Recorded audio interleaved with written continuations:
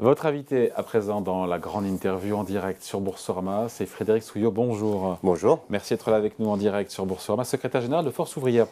Ces mobilisations ont été un peu en baisse samedi lors de la 7e journée de manifestation contre la réforme des retraites. Est-ce que c'est une déception? Un petit peu. Non, ce n'est pas une déception. Nous savions aussi que ce ne seraient pas les mêmes qui manifesteraient samedi que ceux qui avaient manifesté mardi, où, selon nos chiffres, nous avions mis plus de 3,5 millions. Nous avons mis plus de 3,5 millions de personnes dans la rue. Mais si on compare au 7 et 11 février, 4 semaines plus tôt, c'est pareil, ce n'étaient pas les mêmes non plus. Et si on compare samedi aux 3,5 millions de mardi, oui. Oui. Bon, et qu'est-ce que vous répondez à celles et ceux qui disent que le mouvement social piétine? Alors, il ne piétine pas, la mobilisation, elle est massive et déterminée, et il n'y a pas de résignation. Cette mobilisation, la réforme des retraites, c'est un petit peu le catalyseur de votre reportage précédent. L'inflation, la non-augmentation des salaires, et pas partout. Ça bouillonnait dans la marmite, donc, et aujourd'hui, moi, je me déplace partout en France. Je peux vous dire que la mobilisation, elle n'est pas en recul. Il n'y a pas de résignation. Donc la colère des syndicats est intacte? La colère des salariés et des travailleurs, elle est intacte, oui. Mais c'est une colère encadrée par les organisations syndicales et il n'y a pas de départ autre que les mobilisations syndicales et puis par la grève. Bon, vous allez redescendre dans la rue, ce sera mercredi. Oui. Il y a quand même cette volonté de redonner un peu du tonus au mouvement ou pas Bien évidemment, mardi, la mobilisation sera massive parce que c'est le vote de la commission mixte paritaire. Ouais. Et puis, déjà, les actions ne se sont pas arrêtées à samedi soir ou à mardi soir. On a continué tout le week-end, on a été voir les parlementaires, nos équipes dans les départements ont été voir les parlementaires, notamment les membres de la commission mixte paritaire, pour leur expliquer les choses, prendre leurs responsabilités. Voter une loi à travers un projet de loi de finances rectificatif de la sécurité sociale sur un projet de société, ce n'est pas le bon moyen de mettre en place un projet de société. Et quand le président de la République nous répond, alors j'ai noté ce qu'il nous avait dit, le temps parlementaire est l'essence même de notre démocratie.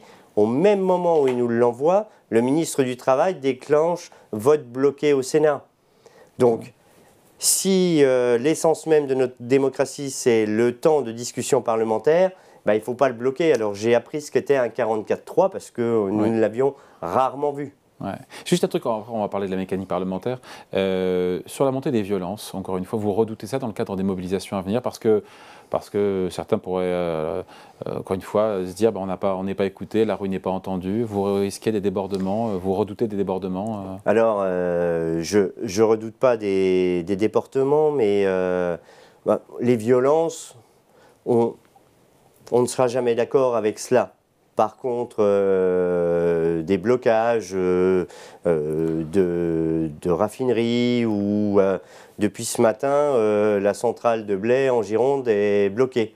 À Rouen, c'est les ports qui sont bloqués. Bon, ça, c'est ce qui risque d'aller un petit peu plus en avant, oui. Et d'aller jusqu'où?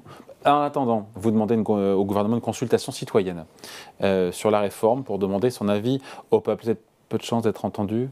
Il ne vous a pas reçu d'ailleurs le président de la République. 8 Français sur 10 souhaitent que le président vous reçoive l'intersyndicale. Oui, il nous a répondu apparemment... Je ne sous-estime pas le mécontentement dont vous faites le porte-parole. Comme les angoisses exprimées par de nombreux Français inquiets de ne jamais avoir de retraite. Mais à partir du moment où... On va quand même jusqu'au bout de ce projet de loi pour le président de la République et sa majorité, qui est relative. Et qu'on le fait contre toutes les organisations syndicales qui lui ont expliqué, réexpliqué, pas de recul de l'âge de départ, pas d'allongement de la durée de cotisation, contre 94% des salariés actifs, contre une majorité de citoyens, ça ne s'appelle pas gouverner, ça s'appelle diriger. Et le dirigisme dans la République, ça n'a jamais fonctionné. Vous reprochez donc au président de la République de ne pas écouter la rue. Non. Mais Bruno Retailleau, patron des sénateurs républicains, affirme que la démocratie, ce n'est pas le pouvoir de la rue. Ah oui. Il a raison, il a tort. Mais la démocratie sociale, c'est les organisations syndicales. Elles doivent être entendues. Elles doivent être écoutées. Ce que nous avons dit... Elle est au-dessus de la démocratie parlementaire? Mais elle est égale. Elle est égale. Les salariés sont eux qui votent. Alors nous, à Force ouvrière, on n'appelle jamais à voter pour l'un ou contre l'autre, parce qu'on n'est pas directeur de conscience. Mais ils vont mettre un bulletin dans l'urne à un moment ou à un autre. Donc, elles sont liées, ces démocraties. Et quand on parle de démocratie, on ne peut pas en retirer une pour mettre plus en avant l'autre. La société et la démocratie sociale représentée par les organisations syndicales est au moins aussi importante que celle représentée par le Parlement. Et je ne fais pas d'antiparlementarisme, ce n'est pas notre sujet. Ouais. On s'approche d'ailleurs du dénouement possiblement au Parlement. Le Sénat qui a adopté ce week-end cette réforme des retraites. Avec vote bloqué. Hein. Oui, mais voté malgré tout. C'est un premier succès législatif malgré tout pour le président. Ça s'appelle une victoire à la Pyrrhus. Hein. Vous bloquez le vote, vous ne prenez pas tous les amendements et vous n'entendez pas le débat parlementaire. Je ne peux pas appeler ça une victoire. Il y a ce vote crucial, possiblement attendu à l'Assemblée nationale. Ça dépendra des résultats de la commission mixte paritaire qui s'est réunie, je crois, c'est mercredi. Possiblement adoption du texte à l'Assemblée nationale, 49.3 ou pas. Qu'est-ce que ça change? Est-ce que ça change la donne si d'aventure il y a un vote au Parlement, 49.3 ou pas? Quoi qu'il arrive, vous continuerez à manifester? Écoutez, de toute façon, nous, les numéros 1 des organisations syndicales, on va se réunir devant l'Assemblée nationale pour faire une conférence de presse. Vous vous êtes vu déjà ce matin? On s'est vu ce matin, on a pris un petit déjeuner, oui. Alors, qu'est-ce qu'il en ressort? Il n'y a toujours pas l'épaisseur du papier à cigarette entre rien. Tout le monde, même avec Rien. la CFDT? Non, rien. Et puis, pas un gravier entre nous, parce que il paraît... Alors, je disais souvent papier à cigarette, mais on ne doit plus dire cigarette. Voilà. Et moi, je fume des toutes cousues, donc voilà. Mais... Non, il n'y a pas un gravier entre nous. On s'est vu ce matin pour parler de stratégie. On fait une information à toutes nos structures départementales pour dire le 15, massif et déterminé, le 16, massif et déterminé. On embraye sur les 2 journées. Et on va se réunir en conférence de presse devant l'Assemblée nationale pour expliquer aux députés, prenez vos responsabilités, ne votez pas ce projet de réforme. Ouais. Après, Laurent Berger dit, si le Parlement vote le texte, mais c'est loin d'être fait, je crois que c'est au JDD, il faudra en prendre acte. Ce n'est pas le début d'une forme de désolidarisation quand on entend ça? Non, ce n'est pas le début d'une désolidarisation. On en prendra tous acte que ce projet a été voté par le Parlement, ce qui ne nous empêchera pas de continuer à le contester et d'en demander le retrait. Si on prend les lois qui sont passées, le CPE. Vous n'avez pas eu le CPE, j'étais sûr. Ah oui. Mais c'est vrai que 2005-2006, sous oui. Jacques Chirac, contrat première embauche, les jeunes qui sont dans la rue. Et au final, la loi est votée, mais elle est suspendue. Mais 2019-2020, régime unique 49.3. Des retraites, ouais. Oui, régime unique des retraites 49.3. Et pandémie, Covid. Et le président de la République nous explique au mois de juin que c'était incompris, incompréhensible et pas stabilisé économiquement. Donc même si c'est voté, on va dire, voté grâce aux voix de droite, 149.3, même dans cette configuration-là, l'intersyndicale, si je comprends bien, reste unie, vous continuez les mobilisations, bien sûr, les manifestations, bien les sûr. blocages, ça ne change rien. Aujourd'hui, il y a Paris et il y a toute la province aussi. Depuis ce matin, on parle de zones de faible émission et tout ce qui va avec. Eh bien, si vous n'avez pas de véhicule, j'étais en Lozère, pas la semaine dernière, la semaine d'avant. On peut vous parler de transport public, collectif et de voitures électriques. Mais si vous n'avez pas un véhicule dans lequel vous mettez du carburant pour vous rendre au travail, faire vos courses, ou tout simplement pour vous soigner, vous n'avez rien.